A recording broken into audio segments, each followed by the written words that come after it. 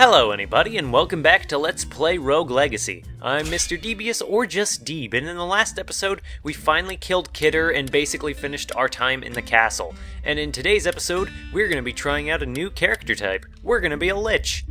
They feed off the dead and they gain permanent life energy for every kill that they get up to a cap. They have a lot of potential, but they can die really fast. Also, they're Liches, and I love Liches. Now, our last life in the last episode didn't give us a ton of health, or give us a ton of money, so I'm not going to be able to really spend it on much out here. But since I'm here, I may as well increase, say, the chance for crit damage, because that will be very useful as we get further through the game. So as you can see, the Lich has very gray skin, and if you look up in the top left, you can see that their HP is very low. It is 49. That is very bad, and we're going to need to hopefully fix that. Now, there's one thing I wanted to show off before we headed into the castle. Oh, I'm Sir Useless, and my name is Useless. I didn't even notice that. If you press X here, you can actually get a little player card type thing that shows you all the information about your character that you're currently playing. It's very cute, and it's a very neat little detail, and you can finally see all of these numbers actually in effect. You can actually see all your stats, whereas otherwise you won't see them much throughout the game. So yeah, this guy is stereo blind, so we got the paper effect again, and that's pretty neat. Also, another side note, your level corresponds to how many upgrades you've gotten. So the max level, which I have on my other file, is like 400 something or other. Anyway, it's time for us to head into the castle proper. We've killed Kidder, so that means it's time to head on right into the forest. But first we gotta get over to the forest through here, and this is part of the challenge that comes with approaching the new areas in the game. When you're just dealing with the castle, that's the first area you get dumped into every single time you play. But when you have to get to the other areas, you always have to go through the castle. I'm actually in a little bit of danger. That ability is extremely useful, by the way. The fireball ability, it makes a very useful barrier that really helps you. But yes, as you can see, I got roughed up a little bit, and I'm not even partway through the castle. But it's okay, because as you can see, the kills have been increasing my HP quite nicely. There is a chest in here, so I'm going to try and get it. No, I'm not going to take that risk right now.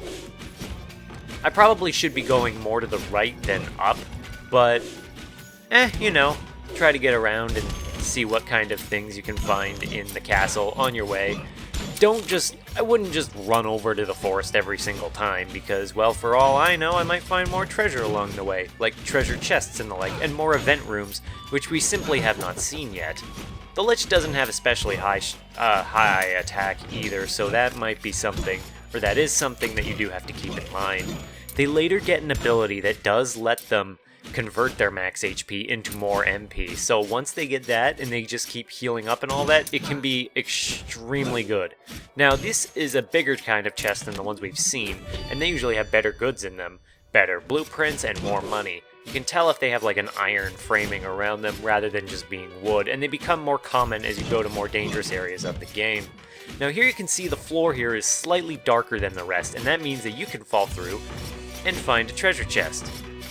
Where is the room, the way to get in? You get in it from the right side. And also there's a wooden chest for reference, in case you were wondering what the heck I was babbling on about. Alright. Looking at the map, it looks like we have no choice but to go down, because we worked ourselves into a dead end, and it looks like it's taking us a little while to actually get to the forest as expected. I'm going to check this room to see if there's anything in here. Fountain.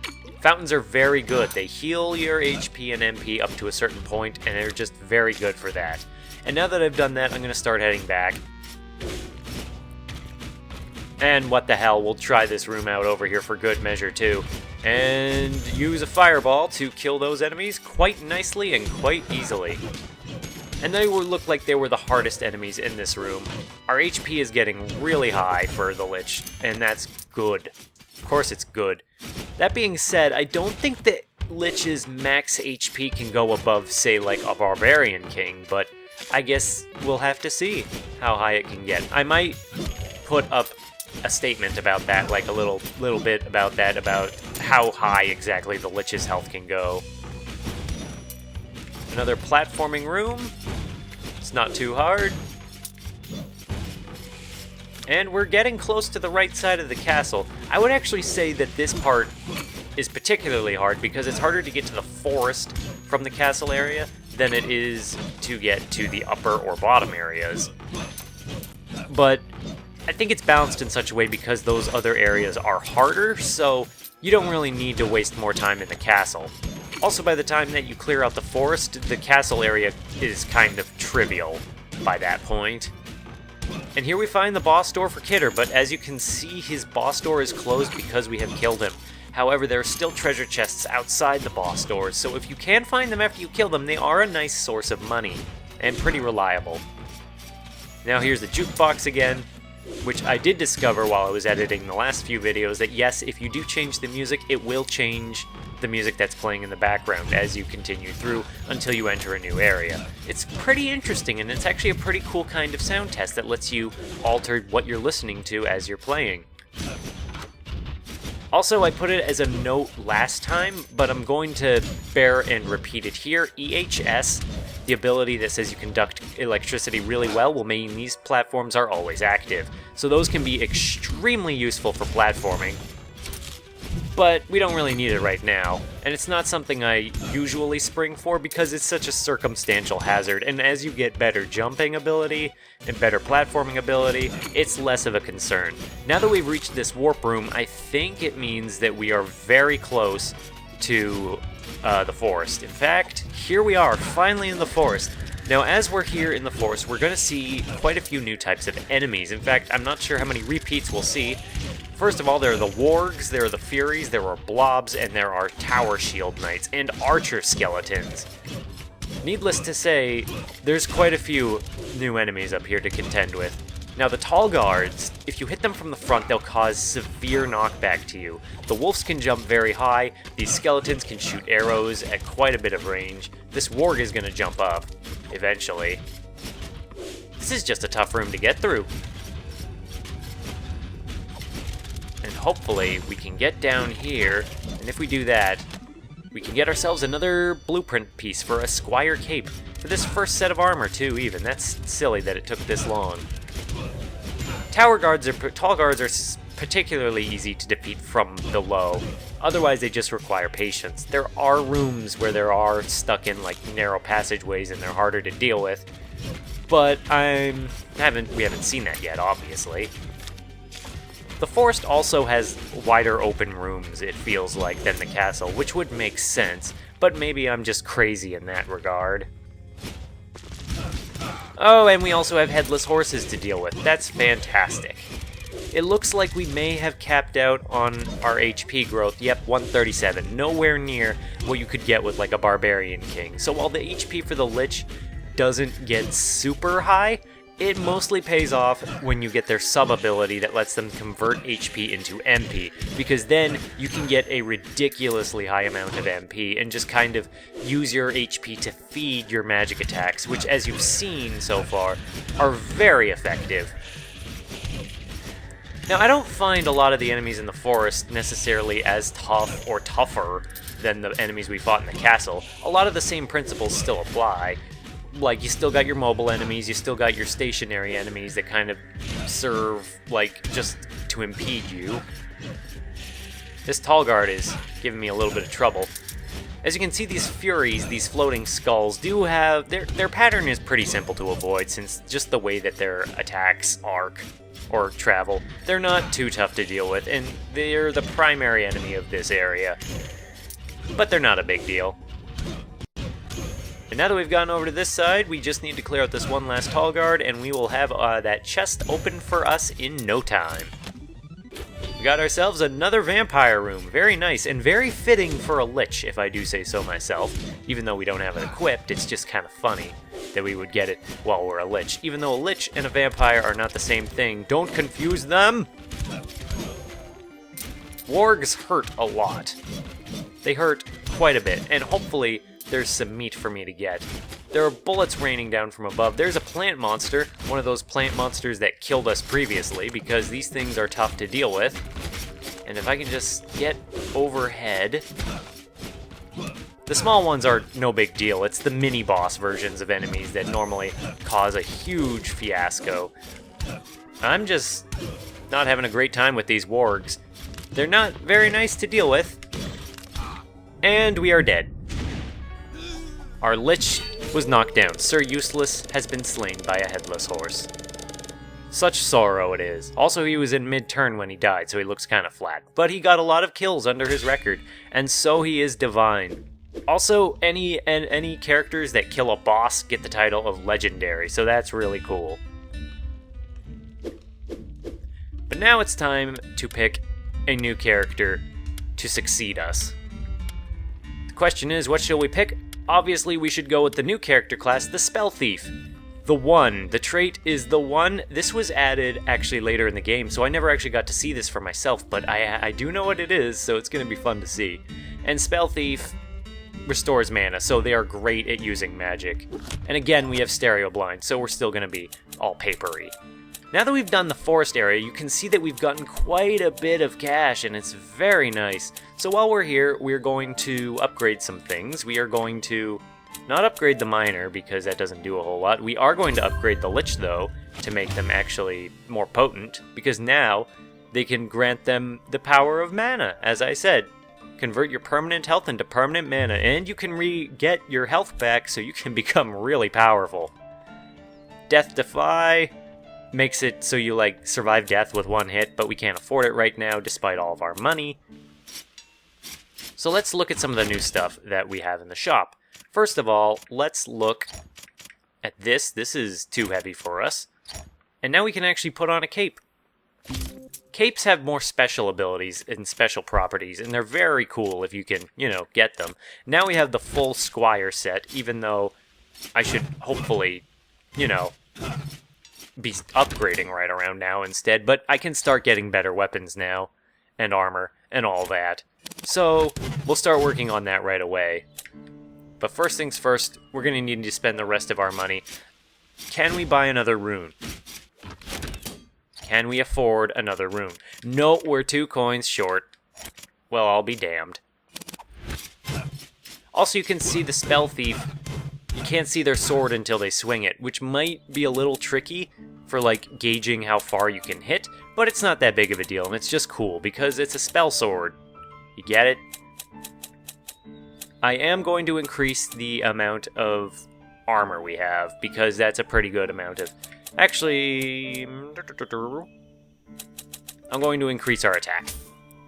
Trying to get the most bang for our buck, as it were. Now that that's finally all out of the way, it's time to head back into the castle.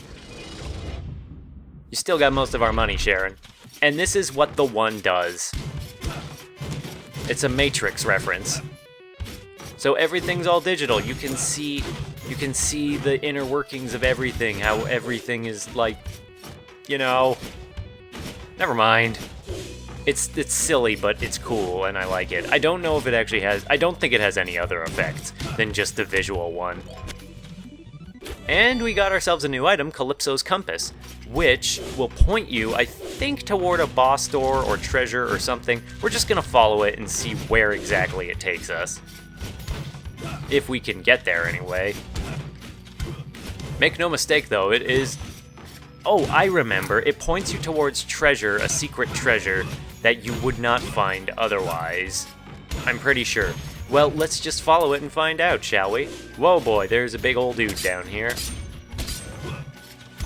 Now, since we are a spell thief, we can be more generous with our magic ability, because we can get it back more easily by attacking enemies. And here, we have an entirely new room type. It's been a while since we've seen one of these. Hi there! Let's see how good you are at your skills. You only get 1 shot, but it's free of charge. If you succeed, I'll give you a nice reward. You get 5 axes to destroy as many targets as possible. Leave less than 10 standing and I'll give you a special prize. Care to give it a try? Confirm. So here this carnival guy will have various minigames, and here you just need to figure out the best arc in which to throw your axe.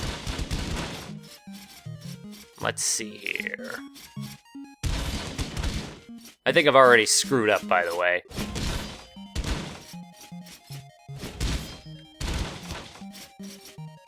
Yep, because as you can see, 4, 5, 6, 7, 8, 9, 10, 11, 12. Well, maybe if we throw it from right here. Damn it! Damn it, you left more than 10 targets remaining. I guess you don't want the prize. Snarf! Shut up, Boonyan. The plus side is you still get something for your trouble. These mini-games are very difficult and one of the most difficult parts of the game I find to deal with. But they're not impossible, and if you do succeed, you do get some very nice things, and hopefully, as we go throughout the game, we'll see more of these challenges and hopefully beat them. In the meantime, let's get back some MP, and as you can see, the amount of MP you get back from enemies is pretty nice. Knife's a pretty good ability to get with it because it's a reliable tool. Knives usually get kind of a bad rap in, say, Castlevania as like a weak weapon, but here it's just very useful. It's very fast, it doesn't use a ton of mana, and it's just a good, solid, all-around ranged weapon. We're not gonna take care of those dudes. Here we have a room where we gotta take care of all the enemies, so how fitting that we will just do that. That we'll just use our sword because we can. As you can see, just the extra range you get from the knife is great. It made most of this room a joke, even though we're not entirely done with the room yet. Ouch. We almost did it without getting hit once. Even so, we got a bounty rune, which, as you may know already, increases the amount of money you get, because I already have one of those equipped right now. Of course, I've discussed this before. Just the nature of the runes means that the more you stack one rune, the less benefits you get from other rune types. And as I stand in front of Kidder's door, I will be right back. Alright, sorry for the jump cut there. Let's recover up with some HP here in front of Kidder's door. I really want to get toward that treasure, wherever it is, so hopefully we're going to find something. Yeah, I don't really see much difficulty between the enemies in the castle and those in the forest. They both impose their own challenges, but fill fairly similar roles. And now I'm just getting a little sloppy here. That's no good. What a weird castle structure. It looks like we have to go all the way to the left over here and then up and around. Okay, let's get our bearings.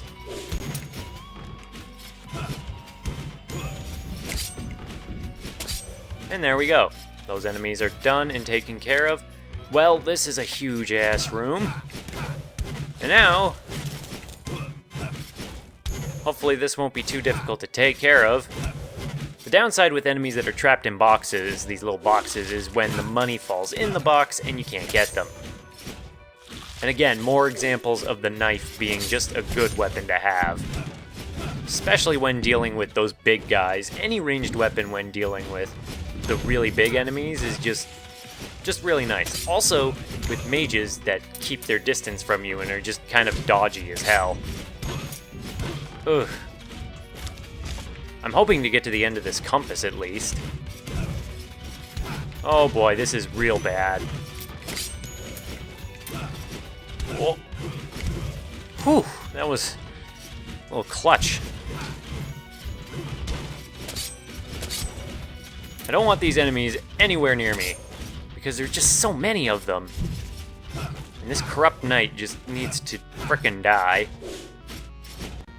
But where is this treasure chest? I really want to know. We haven't even found the way into the forest yet, so that's frustrating and confusing. I said this was going to be the forest episode, and yet I've spent more time inside the castle. Oh, what a world. That thing is dead, which means I think that's everything? Ooh, we got ourselves a permanent stat increase. Very nice. Those are uncommon, but when you get them, you get them. What does that even mean? Now, if I go up here... Oh, thank God we finally get a little bit of HP back. Not that it's probably going to matter soon, but, you know. And it looks like our treasure might be in the Maya, so we're just gonna take ourselves a quick detour. Nope, this is bad. This is very bad. Yep, we're just gonna hit the Worgen, and here we have an archer to deal with. I said this was gonna be the forest episode, and we're spending more time in the goddamn Maya, in the tower. What a world. And we couldn't survive. And so we didn't get to see what treasure ended at the end of the compass. Well, this video is starting to get a bit long, but I think we have one more life in us. Just one more, and we're going to run right in there and try to get over to the... We're going to get over to the forest this time. For real. And we're going to check out... We're going to use... We're going to Barbarian Queen. Tiny Barbarian Queen. Yeah. And we are going to upgrade. We're going to increase our max weight so we can start upgrading our armor.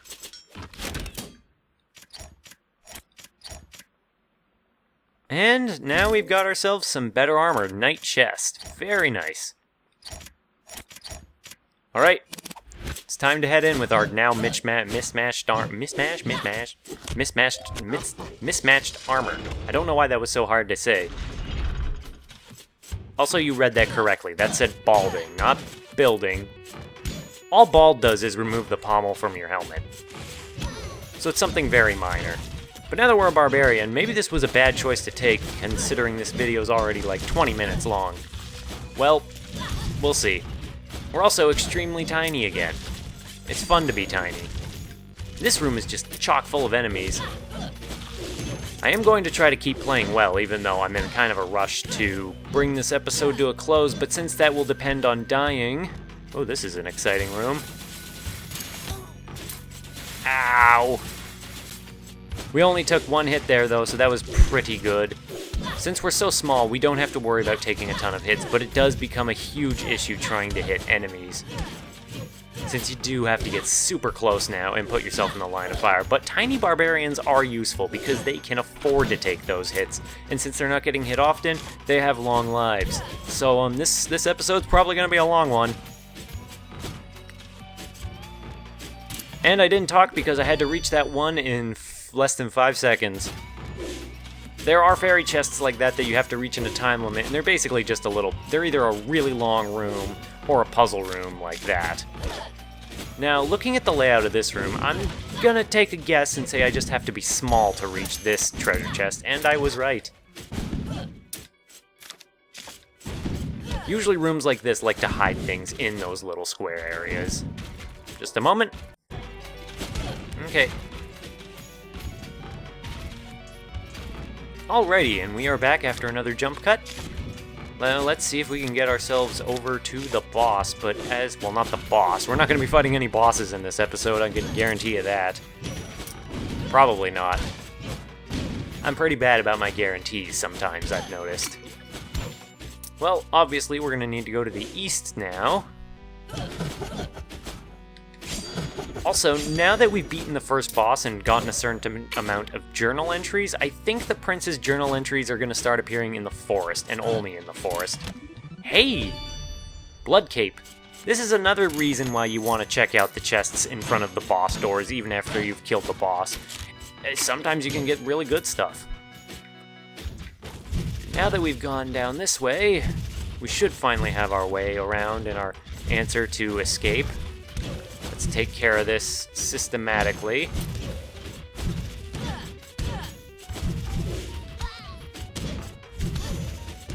We were a little bit careless there. It's easy to kind of overestimate how much health those guys have, or underestimate, because everything kind of seems to take hits the same way. Now, I didn't talk about slimes yet, but slimes, as you can see, they take damage, and they turn into slime. Smaller slimes. They split, they divide, they multiply. That's what they do. That is their ability. Now that we're in the forest, the question becomes, where do we look? Where do we go? Where did we come from, Cotton Eye Joe? Ouch, that hurt. You start to see some really massive rooms in the forest. Rooms like this one, where it's just huge. I should also be saving more of my mana for the Barbarian Shout, but I'm not doing so well on that account. Also, that was a level 2 wizard, so you got to see one of their powerful attacks. And we got hit by an Earth Mage's attack that we couldn't see. Well, that sucks. But that can happen. There are Earth Mages now. But not a terrible life, all things considered. Well, I guess that episode wasn't super duper long after all, even though it is pretty long. But I think that'll be it for today's episode, and hopefully on the next episode, we'll get a little more progress into the forest and actually see what it has to offer. So sorry that we didn't really get to see a ton of it today, but I hope you enjoyed it nonetheless, and thank you for watching. I'm Mr. Devious, or just Deeb. If you want to see more, I just hope to see somebody in the next one. Bye-bye!